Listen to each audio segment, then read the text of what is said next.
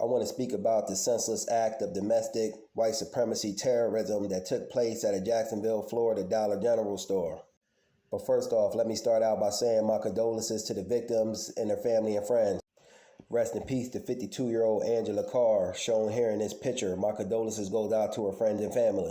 I'm unsure of as to where to find the male victims in this case's pictures. I do have one of their pictures, but I'm unsure of their name, so I just want to let that be known before we move ahead. RIP to 19-year-old Anote Legary, and my condolences goes out to his friends and family. RIP to 29-year-old Jared Gallion, and my condolences goes out to his friends and family.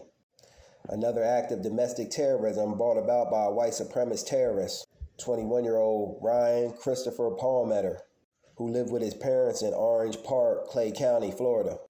Coward, Florida is creating an atmosphere for these types of crimes that's being done and committed against black people, simply based off the color of their skin and them being black. So don't try to spin the narrative and go try to make it something else. It was done because they were black. And this needs and must be emphasized that these senseless acts of violence were committed on these black people because they were black. This is why we must have black hate crime bills passed. Every other group of people has hate crime bills passed except black people. And it's open season on us black people on a daily, regular basis. They said back in 2017, this Ryan Palmeter had a Baker Act put on him. And basically what a Baker Act is a mental health hold. So don't go trying to make this about mental health. This man knew clear, good and well what he was doing. He committed these crimes just because these people were black.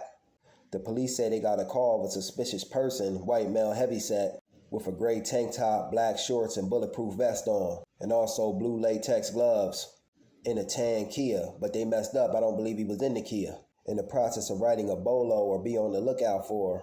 That's when the shots fired call went out. At 1:08, an 11-round shots fired activated. At 1:08, 13 seconds, the suspect, white supremacist terrorist, is on video in the parking lot in front of the Dollar General, shooting into a Kia that murdered the first victim, Angela Carr.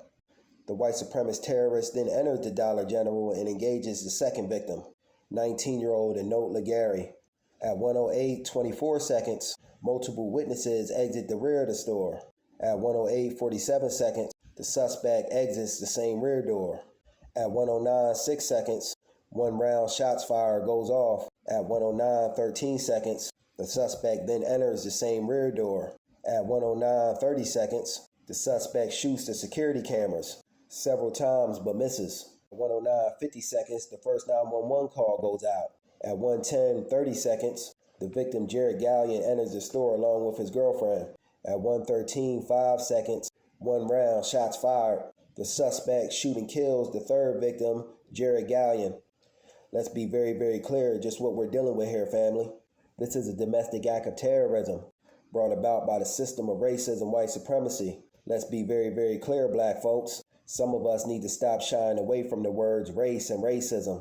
We must know that racism exists and it's alive and well, so we can deal with these things that unfortunately happen and come up in our day-to-day lives, such as this. We need to and must protect ourselves and our loved ones by any means necessary at all costs.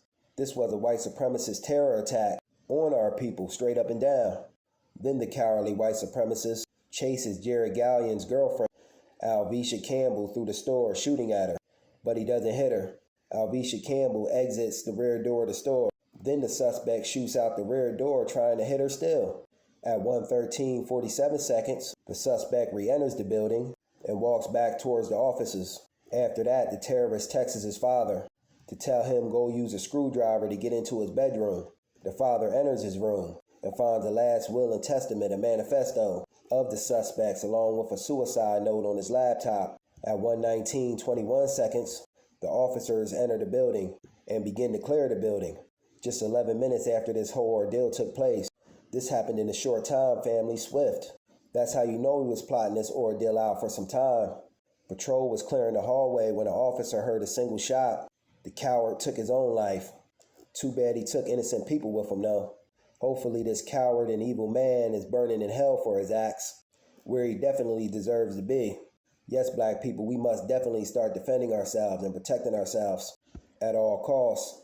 Even though our brothers and sisters in this case ain't even have a chance, they were caught off guard. We must start protecting ourselves, though, and we must especially start protecting ourselves, those of us that live down there in Florida. Florida is a breeding ground for black hate, point blank, period. Under this Governor Ron DeSantis, that doesn't make it any better. He's in fact nurturing the environment for this type of stuff to happen. Removing black history from schools, lying and saying that slavery benefited the slave, school assemblies on test scores, pulling out and targeting only the black children. Be safe out there, family, wherever you are, but especially Florida. And if you're out in public places, be aware of all your exits, strange looking, funny style people, and know your surroundings. The lay of the land. My condolences to those innocent victims, rest in peace, that lost their lives senselessly at the hands of a coward. My condolences to the friends and family as well. Peace.